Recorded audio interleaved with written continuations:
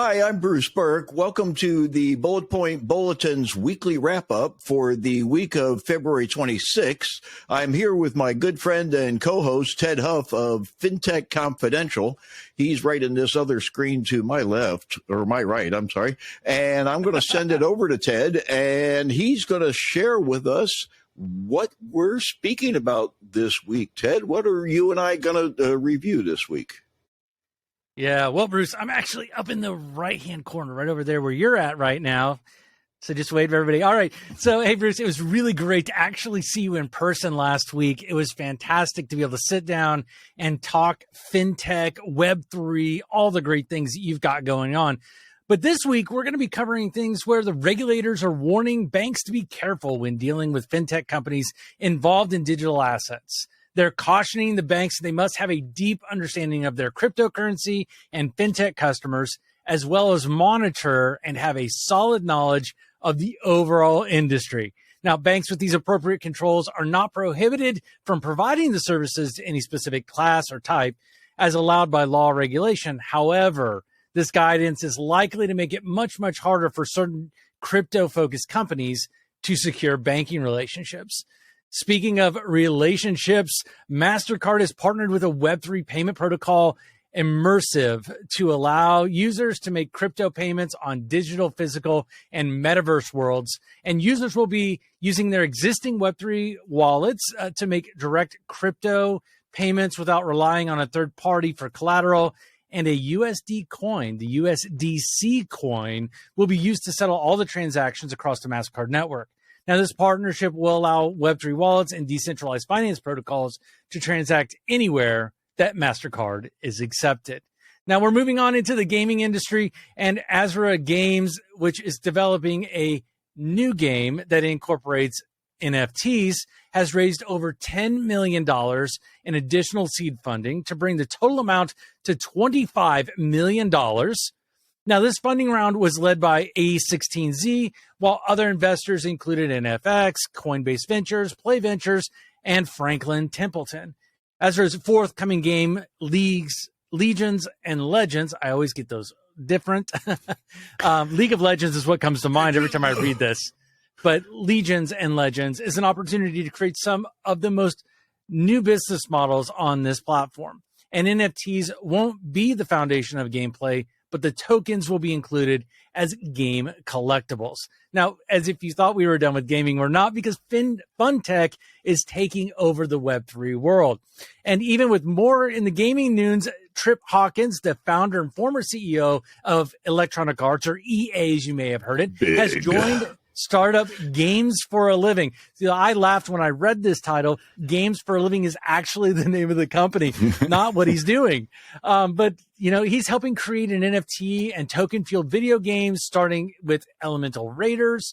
And Games for a Living is developing games based around these NFTs and blockchain-based tokens. Now, Hawkins believes that the blockchain, combined with their vision, can create a whole new gaming paradigm for the benefit of all. And unfortunately, not all news is good news. Scammers are taking advantage of people's interest in AI and the new technology to trick them in investing into fake ChatGPT tokens. Hundreds of counterfeit tokens bearing the ChatGPT name have been released, and scammers are exploiting ChatGPT's popularity to generate quick cash. Now, crypto investors so far, as of the end of this week, have lost approximately 38 billion, but 3.8 billion. It's a big difference there to hackers last year, and up to 3.3 billion. And sorry, I'm getting this all wrong, but 2021 was 3.3 billion. Run out of breath yet. But in 2021, there was 3.3 billion, 2022, 3.8 billion in crypto scams. And this was all done. Chain Analysis did a bunch of research on this. But it's super important to clarify that neither OpenAI nor Microsoft has any intention of launching any digital coins with their namesakes. So any token that sounds remotely like ChatGPT or Bing is most likely a fraud. And we'll dive into that a lot deeper, man. But there is so much stuff going on this week. Oh, it's crazy. I'm Nuts this week. It's really difficult sometimes to bet on the horse that's going to be the biggest story, right? When I'm doing a daily video, stories, I want to do something, of size and, strength and power and, throughput and all that sort of thing. And so, in doing these things, it's been really difficult lately because there's a lot of news going on in the space and a lot of fundraising going on despite the downturn or whatever you want to call it, right? There's a lot of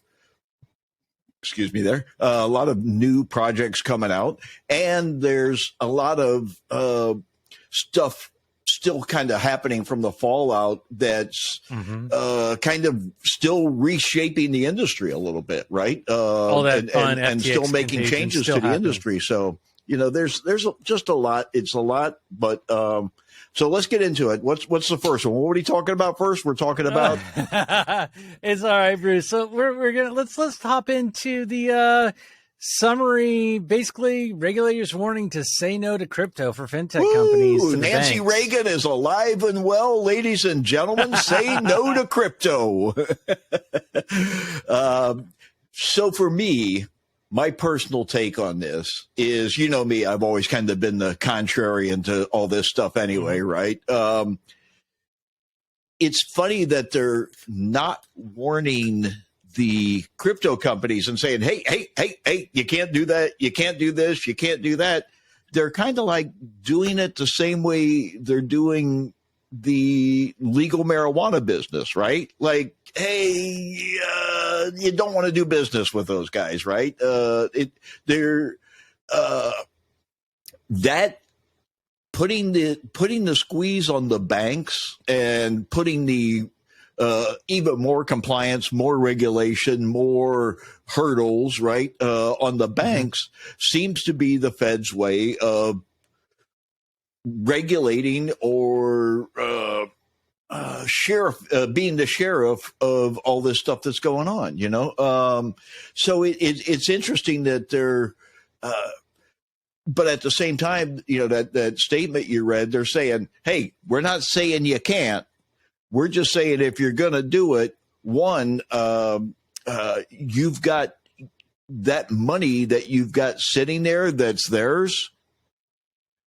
Don't invest that in anything else while it's sitting there. Hold on to that because there's too much volatility in the market back and forth, right? And there's too much volatility with them. So if you're holding their money, hold their money. Don't invest their money elsewhere. Well, I think it's really interesting is that they came out with that guidance. And here's the main reason I think that's really interesting is because that is exactly what Custodia Bank came out saying that should be done. I'm connected with her on LinkedIn, and I saw that post from her. She's like, on one hand, they're telling me to do this, and then they're stinging me over here too, right? And it's like, yeah, but I mean, so that's the whole thing is that they said, oh, you guys are silly. Banks don't do that. That's not how things work. You need to figure this out. You're delusional is basically what they were saying. And what was interesting is as we look at it, the way that they're telling these banks to do this is totally in that direction.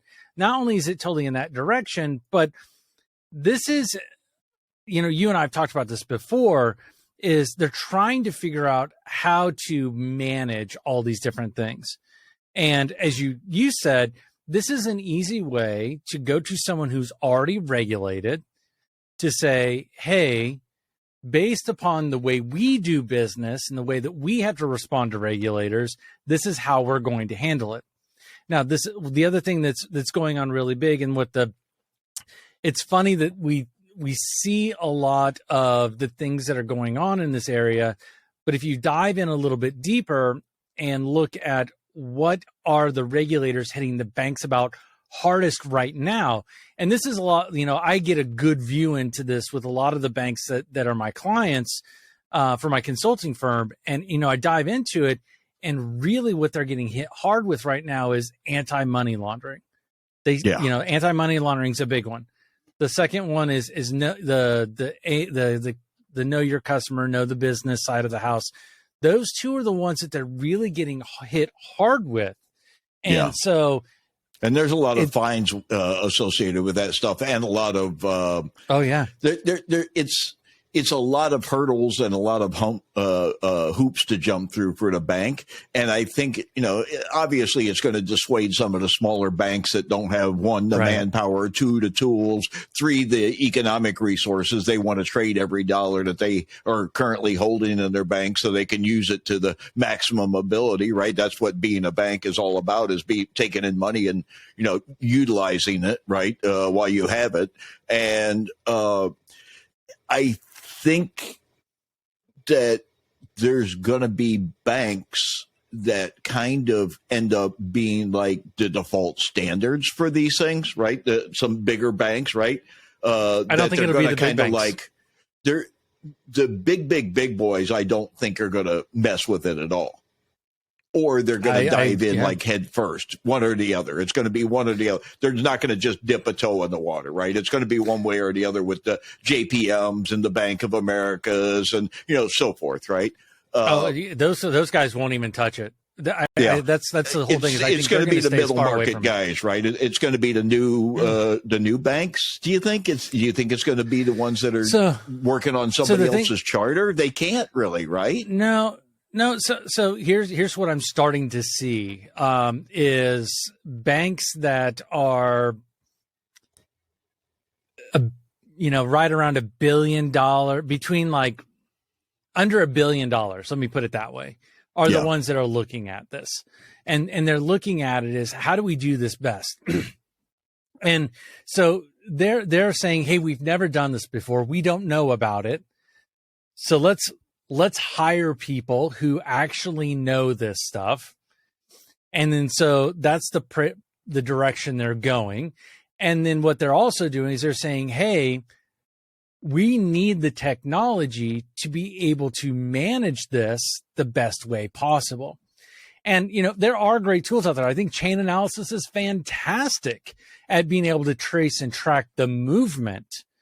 But being able to account for the dollars or the fiat versus the crypto value as it goes through is a place where there are only a handful of players in the marketplace.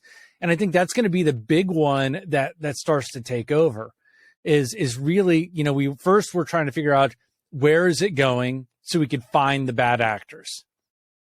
The next step is, where is it going and how much is it actually worth? And I think we'll get to that point. And once they figure out how to trace and track how much is it worth and where is it going, the next step is, okay, now that I know the value of this, even though it's a volatile market, hey, by the way, stocks are a volatile market, right? It's funny, just to insert real quickly here, a friend of mine, we were talking about him the other night, John Grosso, when we were walking down the pier, we were talking about John Grosso, right? He posted a thing. Yeah. He's in somewhere in Colorado, 3 points, 3 peaks, something like that. And it was a gold mine stock exchange back in the day. And they showed this big bidding room where everybody was bidding on all this. And we're talking about 1833 here, right? And I was like, you crypto guys that, think you are doing something new. It's just that we're doing electronically now, but it's the same thing. It's a speculative market and they're, so anyway, moving on. I just wanted to throw that in there. Well, and the reason why I bring that up is, the way that they handle their portfolios, whether it be a 401k, whether it be a mutual fund, whether it be whatever, is that they bounce it across a whole bunch of different ones, right? So I can actually see where they become the staking entity. And so they start to get into that piece of it because they're able to, 1, track the movement, 2, track the dollar amount, and 3, be able to have the visibility into the markets to be able to loan against it or loan for it, right? So those are the 3 big things that I start seeing. Some companies, if you guys are looking for companies that are getting into the accounting side of the house, take a quick look at a company called Node 40. I had the opportunity to sit down with one of the key investors this last week. They're doing some fantastic things. If you want to learn more about that, just go check them out at Node 40. But those are the types of things that I see going in this, and this is how they're going to get that deep understanding that the Fed is saying, the regulators are saying they need to do. These are the ways that they're going to get the appropriate controls in place.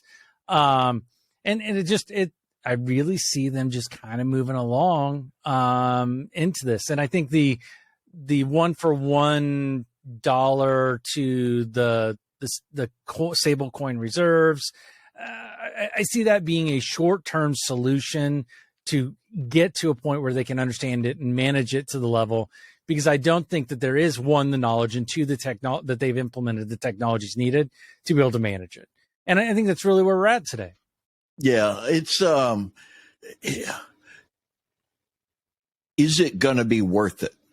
Is it going to be worth it to, one, learn all the things that you've got to learn in order to effectively answer all the questions that they're going to ask, right?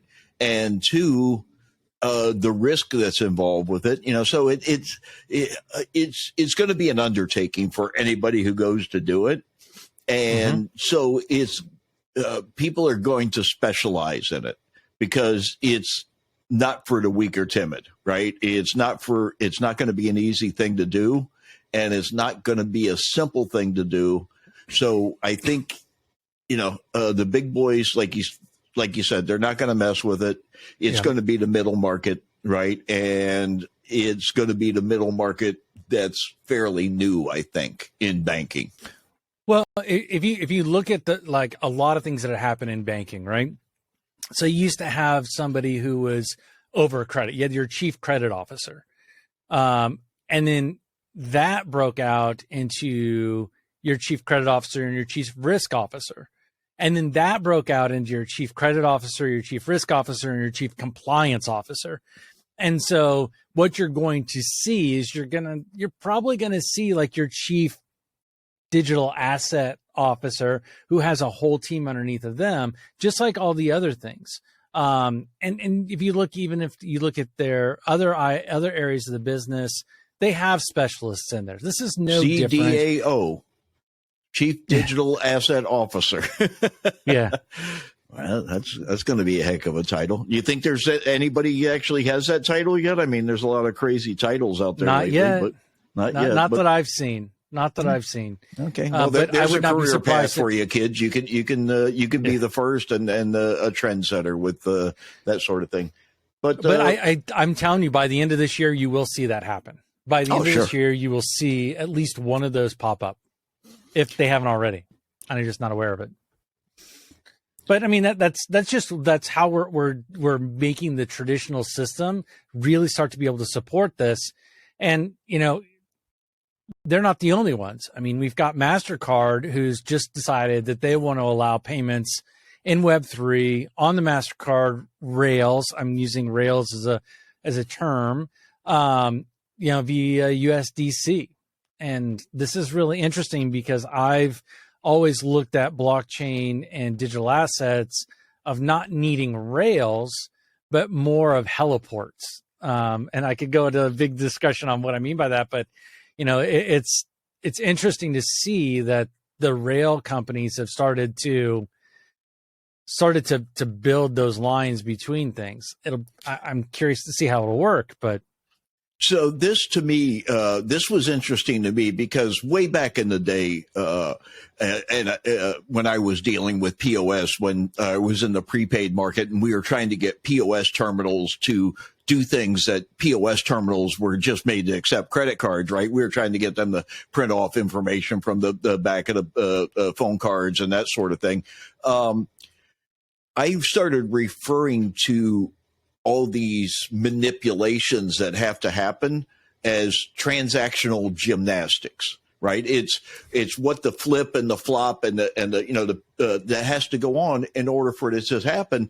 And for Mastercard to be able to do this and not be out there risking, there's all kinds of transactional gymnastics that are taking place in order for this to happen. Yeah. So there's going to be a lot of fees on these transactions because there's a lot of players that are involved in these transactions. Somewhere along the line, everybody wants to get paid if their stuff is being used to move money, right? And being used in transactions. And there's essentially three different players in this. So you get your credit card company, you got Mastercard, right? You got Immersive, which is the Fintech, right? And then you got the token, the USDC, and then you've got the blockchain that token's riding on, right? And the protocol. So there's really four parties that are involved here because it has to go through all four of them. You left out one of the big ones. Yeah, the bank. When you want the exchange and the bank, actually, you left out two, right? Well, from what I read, it really never talked about. They say it's changing over to fiat before Mastercard receives it. Obviously, Mastercard has to deposit it in a bank once they receive it, right, as fiat. But they didn't really go into the banking aspect of it, right? Yeah. It's more about the relationship between Immersive and Mastercard, right, and how that works together, right? But yeah, at the back end, I managed to connect with this CEO of the Immersive, Jeff Forey. I connected with him on the LinkedIn and was reading a thing from him. He pitched 30, 40, 50 times in a row to get people to invest in him and believe in him and do his, go with him and move forward with this. And a lot of years and a lot of hard work. It's not an overnight success, guys. This guy for 10 years pitched this concept, and this is nothing new to him. It's not like he just broke out of nowhere and started doing this. He's been hard at this for almost a decade now, from what I've come to understand, and it's just now starting to come into fruition. So, and still, once you've got the deal, then you still got to make the deal go happen, right? He's still got to get people to write to his API, right? He's still got to go out and get all that done before that's going to start flowing, right? So it's a lot. These companies are doing things that have never been done before. This is brand new. Nobody's doing this yet. This is brand new. From my understanding, I don't think anybody else is doing it this way yet. There's a lot of the Stripe on-ramps and stuff that's similar, but this is different, I think. Yeah. So, Visa's did and made this announcement probably a month and a half ago, a very similar announcement to settle in USDC as well, I think. Maybe it was USDT. I can't remember, but it could have been one of those two. They're the two biggest stable coins in the country, in the world, right? Yeah. But then, the one thing that I liked about this MasterCard piece of it is, one, that they didn't pick a wallet. They said, if the wallet supports it, it's supported. Yeah, the Immersive is kind of like a middleware sort of a thing, really, And then on top of that, Immersive is using other partners, which you mentioned in there earlier, to really convert the digital asset to a fiat, right? And that's a big piece of it. I like the fact that you're able to use the Immersive APIs to really drive it. But Mastercard is really pushing hard. And one of the things that's also important is that Mastercard did release a prepaid card in Brazil that is doing real-time crypto to fiat conversions for 14 tokens in Brazil. So they've already started to go down this path. I think Mastercard continues to do this. And one of the key perks to that card is that people are getting 8% cash back every time they purchase or take an ATM withdrawal. Wow. That's super cool. Big. And I think MasterCard is set up to start doing a lot of these things because of some of the digital stuff they've been doing the last decade or so, right? probably more than they're not new to the game. No, probably more than anybody else. They've really been kind of a leader going into Web3 and crypto and blockchain and all that. So it's not it's not a mystery that their former CEO Jay Banga has been nominated by Biden to head up the World Bank. He's going to be the new chairman of the World Bank, and that's going to be very interesting. I think he's the right guy to bring out central bank digital currencies, in that role and help move that forward. Right. He has the right viewpoint. I read a article that he had essentially gone back and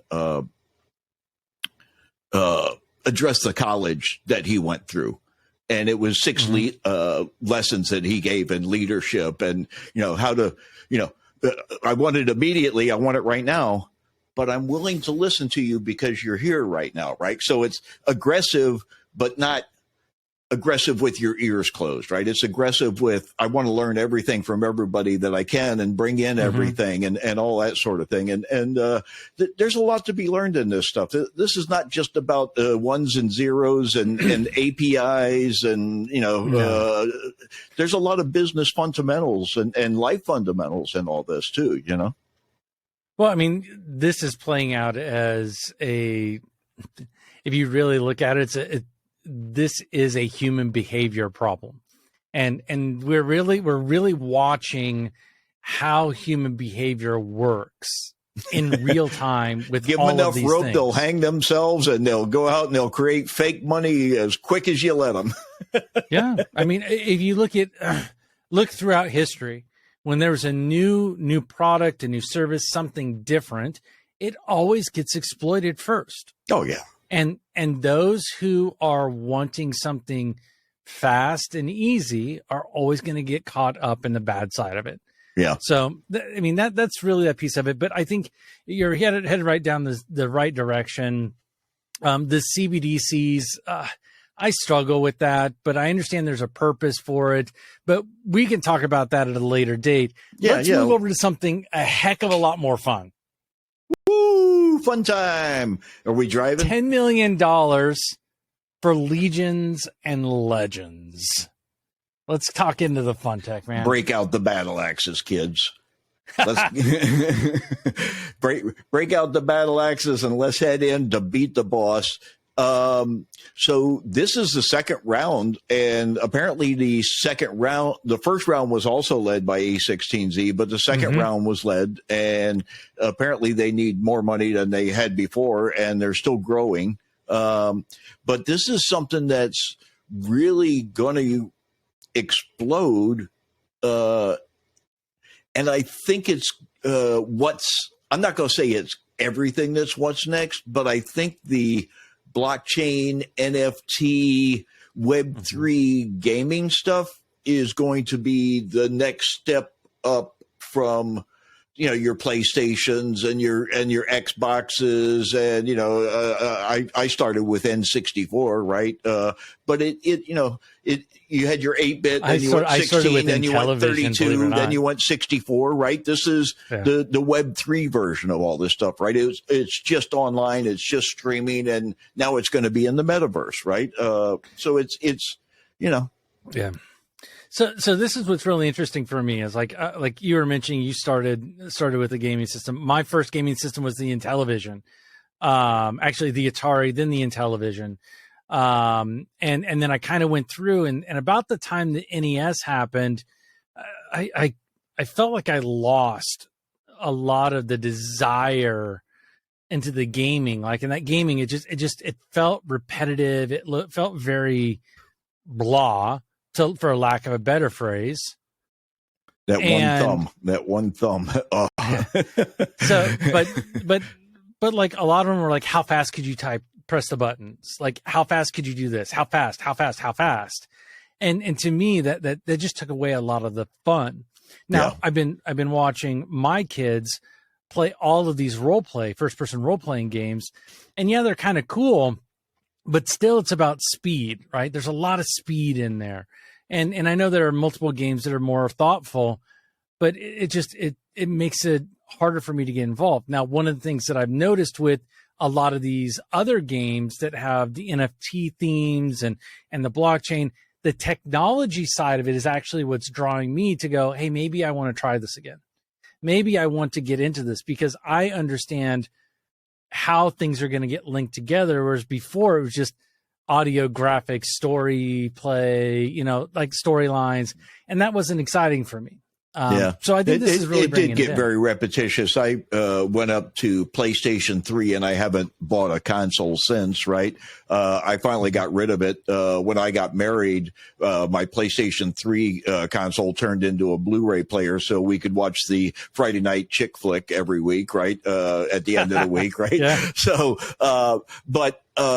like you said, this stuff is kind of reinvigorating my mid-20s guy that I was, right, and it's very interesting that like on this one game that Trip Hawkins is doing, right, they're releasing, and I'm not trying to go into the next story, but they're releasing some of the games as free to play, and so you can just go and play. Some of them are battle passes, right, and there's going to be tournaments with battle passes, and there's going to be NFT rewards and blockchain based token rewards and that kind of stuff. So they're doing some with, some without, and you can kind of pick your flavor and kind of if you're into it and you're interested, go down this path. If not, you can, just play it for fun and do it, there too. So it's that's not unusual, right? So I mean, I think that's the biggest piece that you'll start to notice within these games, and even if you even go back and you look at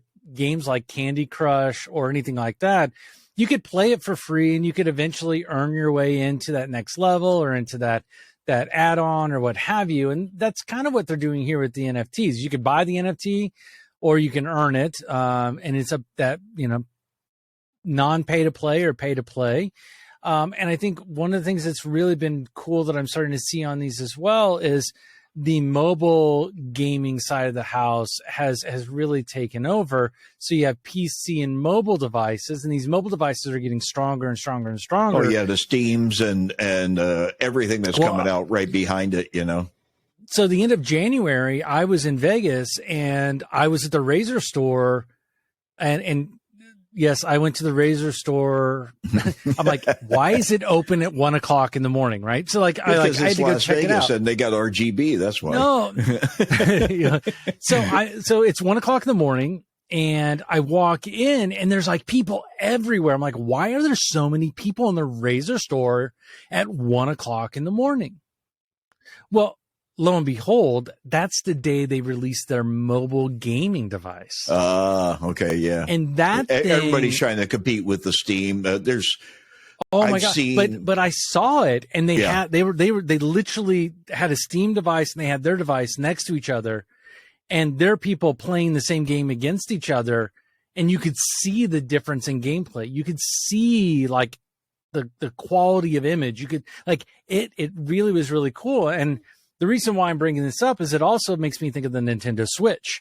Yeah. So the Nintendo Switch also is a mobile gaming device, but guess what it is also? It's a console device as well. Yeah, you could put it in the cradle and you can play it on TV, right? And use your take your controllers essentially off the side and put them on your hands, right? And it's so I think that even though the consoles, right, I don't think Xbox and PlayStation will probably ever go away. But the amount of people that are now streaming Xbox, right, and doing it from what they call it, Xbox Cloud Gaming. There's so many variables. There's Xbox Cloud Gaming, and there's the same variables with Sony, right? But there's so many different devices coming out after the Steam now, the success of the Steam took off, right? And there's so many other devices coming out now, even just something that looks like a little smartphone. You and I were talking about it the other night, Arcane, I think it's called. It's the old arcade games on a, little smartphone kind of a thing that fits into like one of those black backbone devices, right? That kind of stretches and snaps around the phone. And so there's a ton of that stuff coming out. So you got to think that these people are not producing the hardware just for, like mobile Call of Duty and stuff like that. There's a lot of interest from a lot, because you get your PCs, you got your consoles, you got your mobiles, and now the VR stuff is starting. The Sony VR2's out, so gaming is really going on, and in a lot of ways, Well, I mean, that's the whole fun tech piece that we've talked about, right? And obviously, as you mentioned, Trip Hawkins is seeing a lot of this fun tech continuing to grow because he's the founder of EA, right? Former CEO, and decided, hell, why not? Why not take one more shot at it? The last hurrah. And you gotta admire a guy like that. He's not doing this for the money. He's got the money. No, he's doing it for fun. He's fun. But it's funny, when I was assembling the video with him, I'm looking for a piece where, he's making a statement about, we think that, blah, blah, blah, blah, blah, blah, right? And so I'm looking for a piece of video to accompany that, right? And I found a piece of video that's in my bullet point bulletin that's like from 1982 when he was doing a pinball assembly game, right? And it's like 8-bit graphics, right? And they're in this thing, and it's like Chet and David, and, we're here, and they all got the polyester leisure suits on, right? And he's doing the pitch like back then. He was, I don't know, I would guess, 22, 24, 26 at the very most, right? And he had one of his devs there, and the dev was talking about the pinball game, that you could assemble your own pinball game with the pieces and everything. And it was amazing to watch that this guy has been in this and doing this since then, and you got to think, this guy has seen games, knows the industry, had multiple successes in the industry, started out at Apple, right? And left Apple and was like, I got to go do my own thing, right? And started EA, right? Which is huge over in Orlando. They got a huge facility over in Orlando. I don't know where their national headquarters is, but they got a huge facility in Orlando. It's in Northern California, in the Silicon Valley is where their global headquarters is.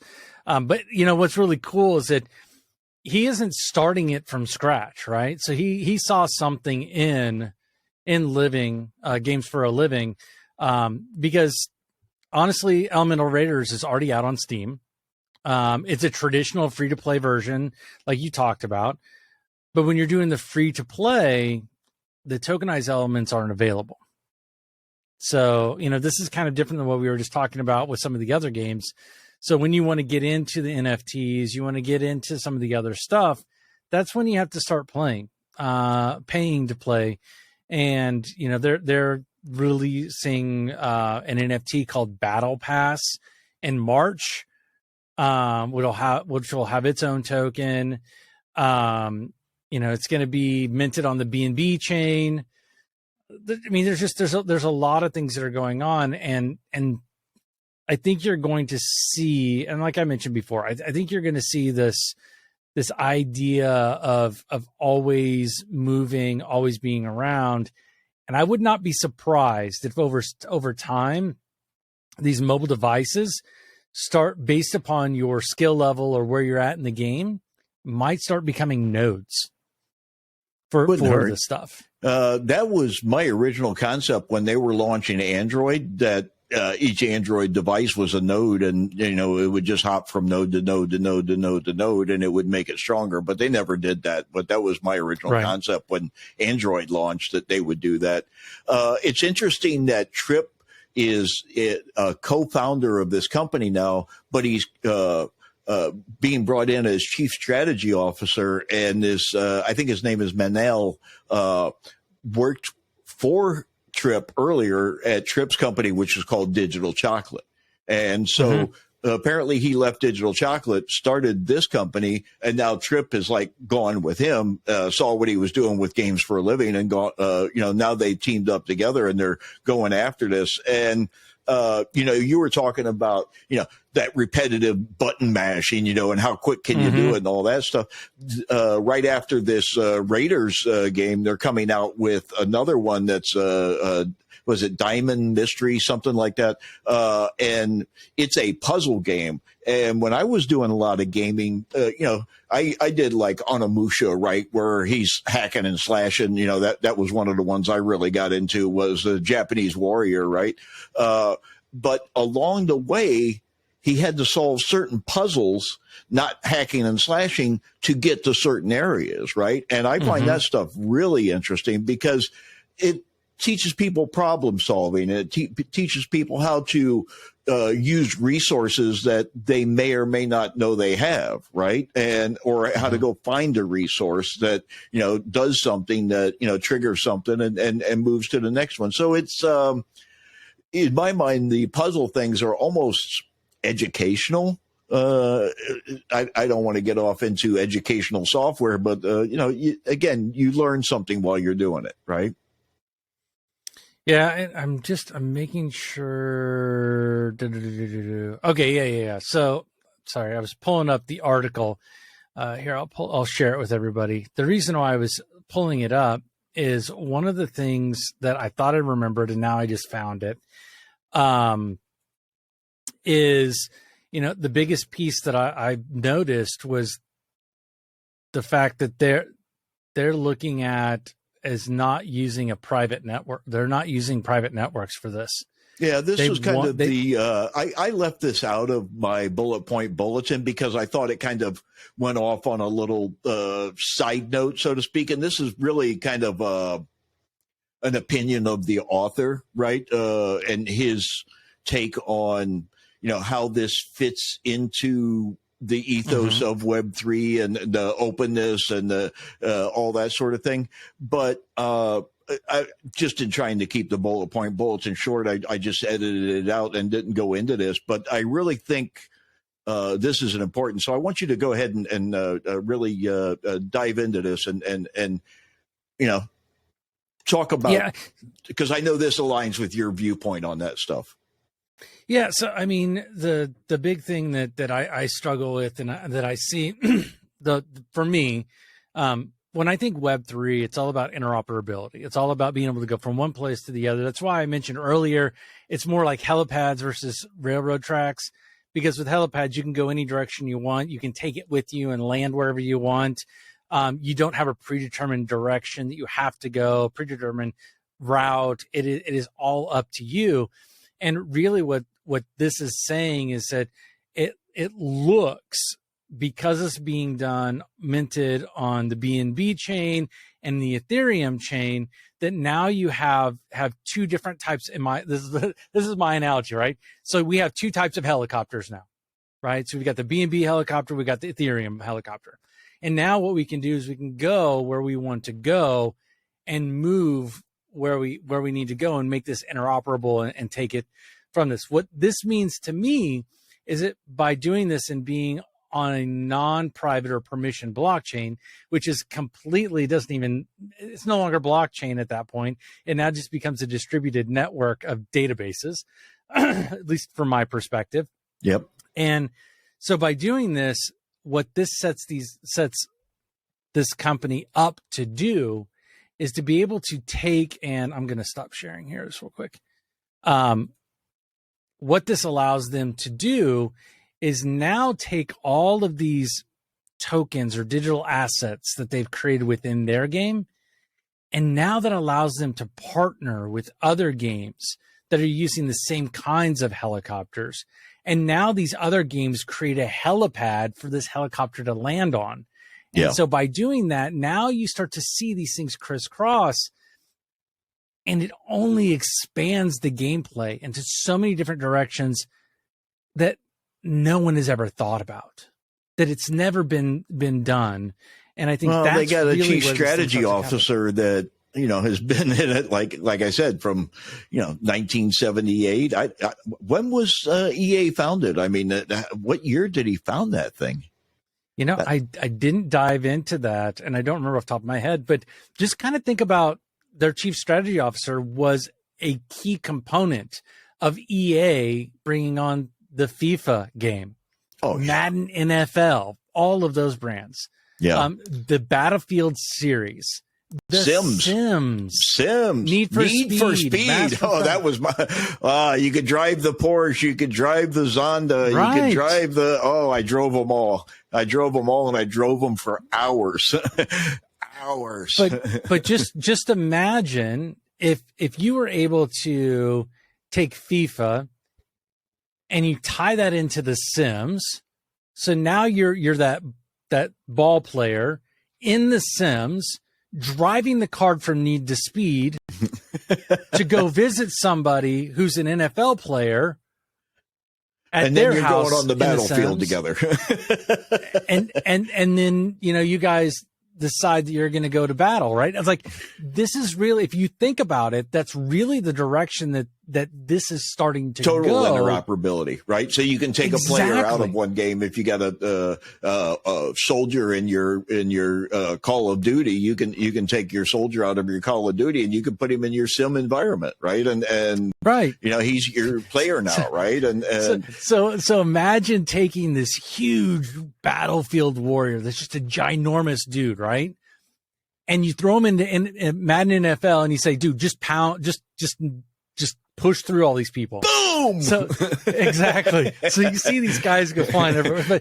But these are the types of things that I think that is really going to change the way that we look at gaming, and it's just going to change everything, right? So I'm really excited to see this stuff going on. It's funny that after this author pontificated for, I don't know, a paragraph and a half, Two paragraphs. Two paragraphs. Yeah.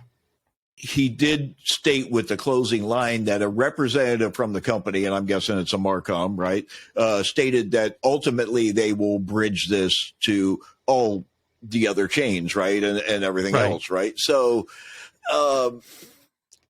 you got to start somewhere is what I'm going to say as an answer to, I don't think it's really criticism. I think he's just pointing out something that needs to be pointed out to people, but it is interesting that they're starting where they are.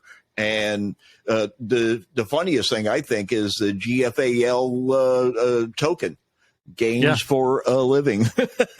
Yeah, that's what the name of the token is. Yeah, well, and that's a big piece, and that's kind of why that I brought it up the way that I did. Is that although it starts off as it's only having one helipad that you can lift up and lift down and lift up and lift down, and you can go around and around and around, but you still land in the same spot. Eventually, you're going to be able to land at a different helipad. And they're doing this with the interoperability and across all of the chains that tie into it. So if another game does use the same chain and they do allow for interoperability, now you just connected those two games. And that's really where I was going. And there really isn't right now a whole lot of other companies that are really working toward, there's not a whole lot of interoperability going on right now. They're talking blockchain about it. Gaming and NFT gaming and that sort of thing right now. So I think they're kind of taking it as the industry will take it, like kind of as it grows, they will grow with it or grow before it. If I know them, these guys, right? I don't think there was no mention of money. There was no mention of how moneyed the company was, how much they're putting behind it, anything. There was no numbers given whatsoever in this. I think this is going to end up being when you don't talk about the price tag. If you have to ask, it's too much. Exactly. I think it's going to be huge. Kind of where they're at. It's going to be huge with a guy like Tripp behind it. Everybody's going to go, "Oh, it's Tripp." Let's get it. Let's get in line. So we're up against our last story of the week. And I hate to end this on tokens. Exactly. Speaking of tokens. As we say every week, this is meant, and I actually have like a script that I'm supposed to read, but we're not financial advisors. This is all for entertainment and for your education. Take our opinions as our opinions only.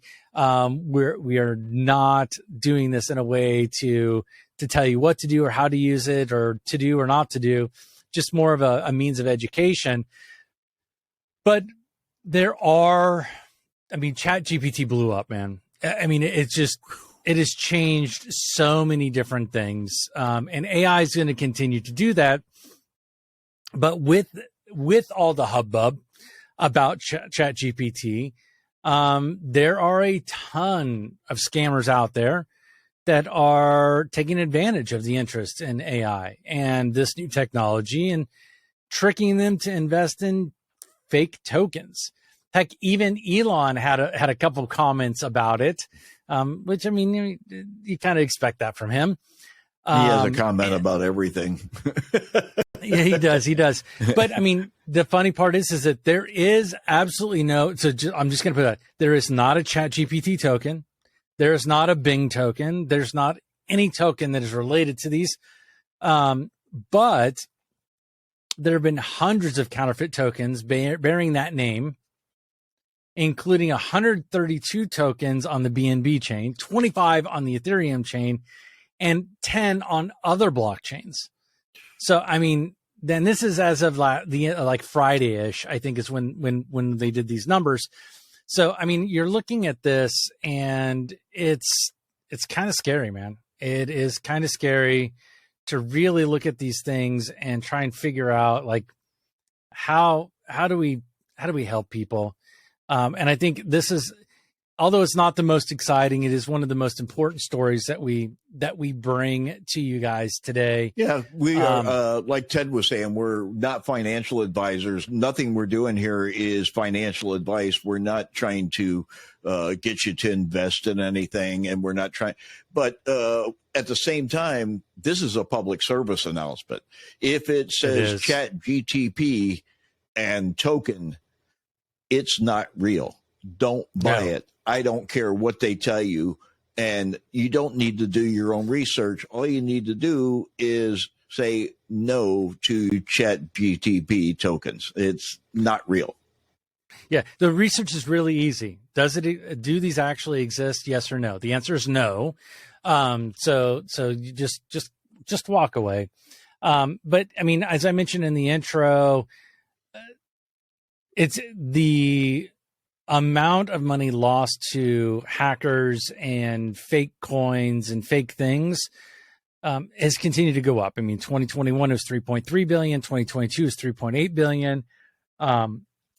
Chain analysis, as I mentioned earlier in the episode, hasn't really given any numbers for 2023 so far, but those will probably come out at the end of the first quarter to see where we're on track for that. But I think that we're going to be on track for probably closer to $5 billion this year. We'll be on track. You think by the end of this next month, but we'll be at 5? I think that's pretty not good. The end of this month. Not the end of this month. But like if you were to take the run rate based on the first quarter of the year, so January, February, March. Yeah, well, that's the end of this next month.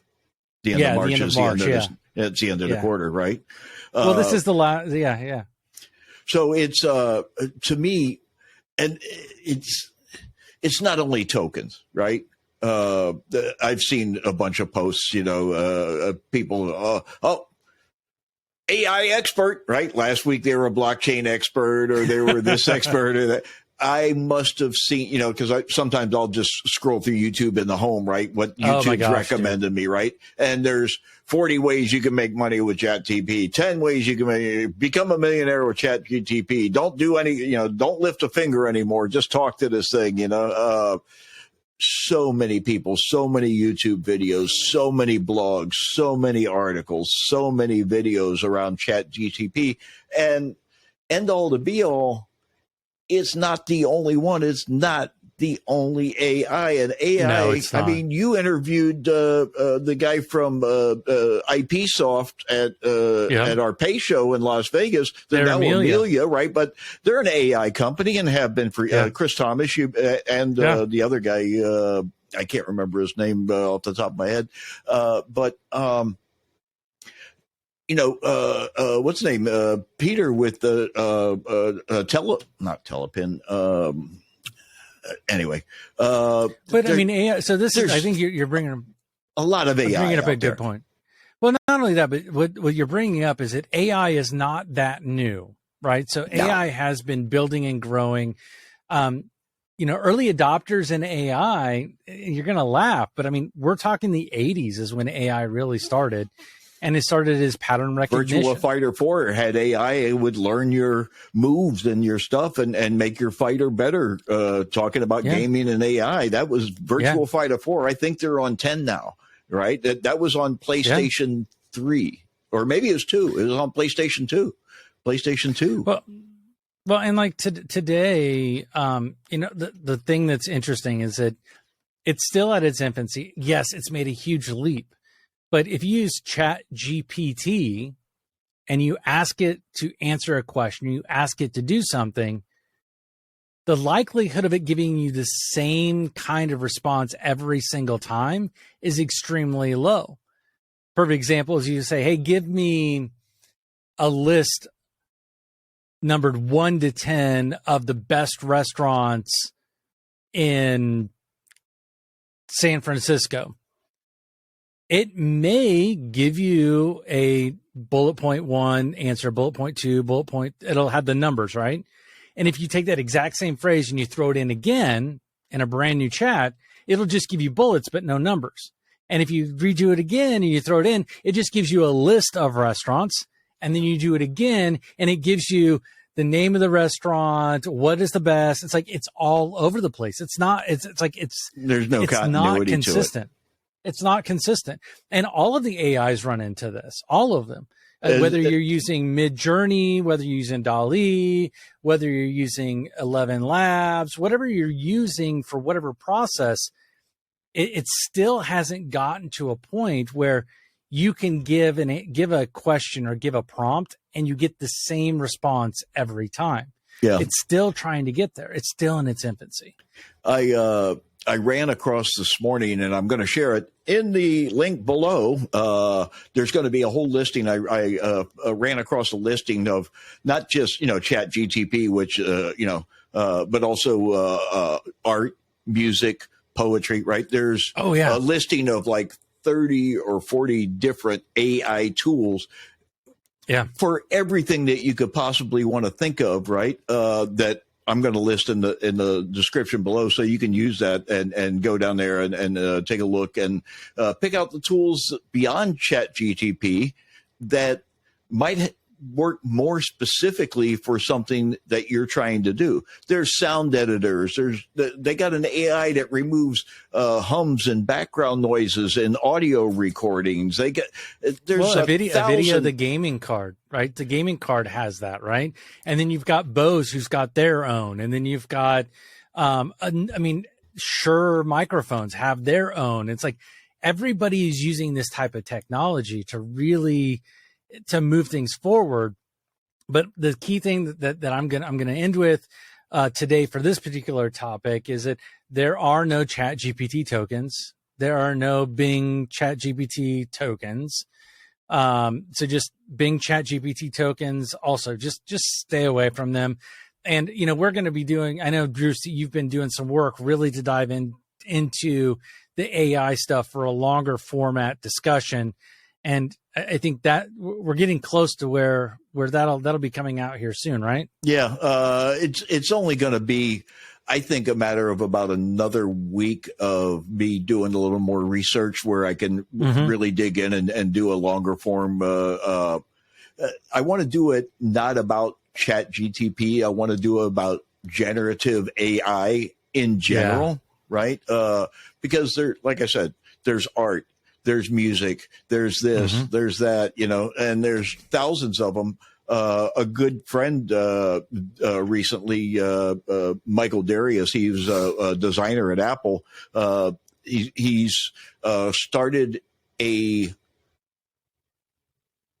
let's call it a service that's in the cloud that they will help you. He's calling himself a prompt master, right? He's going to help you get better prompts so you can get better design from these AI tools, right? And he's going to help you, and you're in there and you're working with him and you're working hand in hand with him. Or if you just kind of like want to go out on your own, he's integrated the AI tools into this platform that he's using.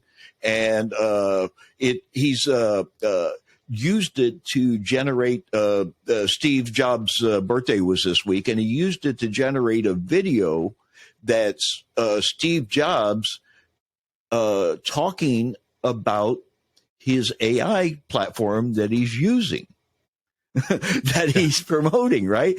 And he used to write some of Steve Jobs' speeches and presentations and stuff, and he knows how Steve speaks and what was good and this and that and all this stuff. So he went to a specific presentation that Steve gave to get Steve at his very best, right? And then he used this platform to generate a video with Steve presenting the product. Yeah. Just like it was an Apple product, right? And, and he did it out of love for Steve and how great Steve was of a presenter. But Steve lives again thanks to generative AI.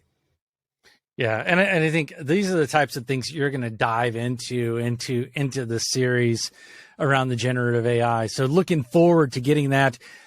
Bruce, it's another week. We've covered a bunch of good topics yet again, all done.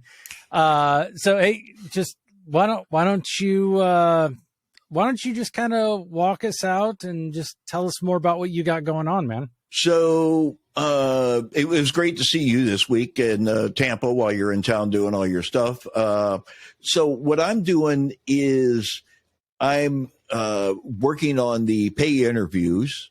I've been furiously working to get some new people to interview that are in the Web3 space, that are in the blockchain space, that are in the generative AI space, that are in the Fintech space that I don't know, that I'm doing stories on, that are doing the things that we're talking about, right? I'm really interested in that.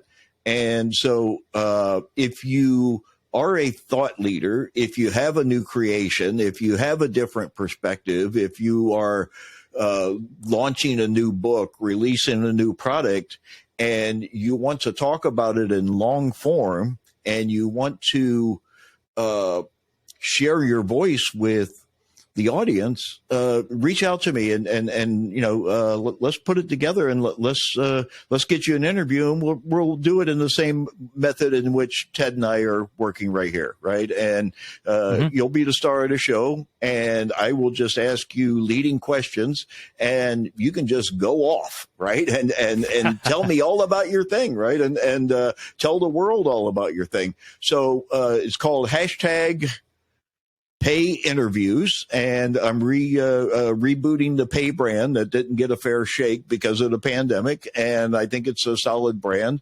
And I've even put Bullet Point Bulletins up underneath the Pay brand, so now it's Pay Bullet Point Bulletins.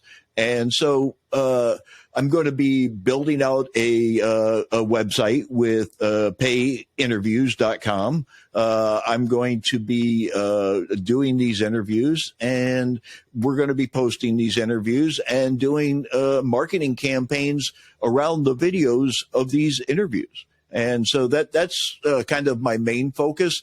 But also, like you said earlier, I just want to go into doing long form videos on generative AI, on blockchain, on different subjects that are of particular interest, and not just a quick, short bullet point bulletin type of thing, but more of a deep dive and some explaining, some examples, some use cases, some experts. Who knows how we're going to mix it up and mix it in, but it's going to be interesting. It's going to be exciting because I'm doing it. So, but what are you doing, Ted? Tell me about what you're doing, because I know you've got just as much, if not more, going on with your Fintech Confidential and all the other things that you're doing. So, Yeah, so Fintech Confidential had a little bit of a technical snafu this last week, so I was only able to get 3 episodes of Web3 with FTC up. Hopefully, we'll have a new episode of the Fintech Confidential one-on-one series coming out this week with Rhett Roberts of Loan Pro. I sat down with him and just really talked about, what is he doing? Why is he doing it? How did he get into fintech? Really diving a very similar format to what Bruce is going to be doing with his pay interviews. But not only that, but this coming week, I'm going to be meeting with 2 major players in the payments world and just getting their perspective of what's going on. What is the mergers and acquisition places looking like in traditional payments? But then later in the week, I have been invited to the KBW FinTech Forum in New York City. So I'll be sitting down with KBW's clients and potential clients that are talking all about fintech, all about everything that's going on in the banking world. So I'll be spending the second half of the week doing that and really getting a lot of great info to bring to you all, both here and on Fintech Confidential. So that's what this week has coming up. Lots of stuff going on. Last week I was in Tampa, Bruce, as I got to be able to see you. I was able to sit down with 2 great technology companies, one in the fraud space, one in the blockchain and coin space. Fantastic discussions. Also got to sit down with a bank while I was there that's looking at getting into the crypto space. So it's really nice seeing all these different things going on. If you're looking for more news about Web3, go ahead and take a look at the Fintech FTC, Web3 with FTC. Wow, I had struggled with that one. Web3 with FTC's Telegram channel. We go through, and every hour on the hour we're posting there. I'm starting to expand that out into the other social networks as well. But yeah, just follow, subscribe on LinkedIn, Facebook, Instagram, YouTube, all under Fintech Confidential. Of course, our fun folks at Twitter have me at FT Confidential. We're going to be posting a lot more news, a lot more videos, a lot more excerpts of the one-on-one interviews as well in all of those places. So just go ahead, subscribe. And if you want to learn more about me, your good old co-host here, Ted Huff, you can always find me at Ted Huff everywhere, TEDDHUFF. And you can find me just about anywhere. Learn more about me. If you want to reach out, always just send a quick email. You could do hello@FintechConfidential, hello@tedhuff.com. Just reach out and would love to talk to you more about fintech. So, Bruce, this has been a great week, man. Yeah. There's been a lot, and just as we're going into the show, I'm still reading more stories, more stuff, and I'm like, oh well, here's another video for the next day and the next day and the next day. But it's the stories just keep on coming. Extras in. The news never stops in fintech, and especially when you bring in the Web3 and the AI and the blockchain, and there's always something going on. So stay tuned, Definitely. Subscribe, follow, share, comment. Check out the list below for all the AI I'm going to be telling you about, and we'll see you on next week's show and every day on Bullet Point Bulletins all this week. I'm making a commitment to doing a video every day if I possibly can, and getting it out at Bullet Point Bulletins or under the pay banner. So it might be in the interview, it might be Bullet Point Bulletin. I'm making a video every day this month, and that's the focus this month. So every day something new is coming out. It might be an hour long, it might be a minute long. You'll have to come and find out. So subscribe to the channel, and more to come. All righty, Bruce. Well, hey, man, thanks again for such another fantastic discussion this week.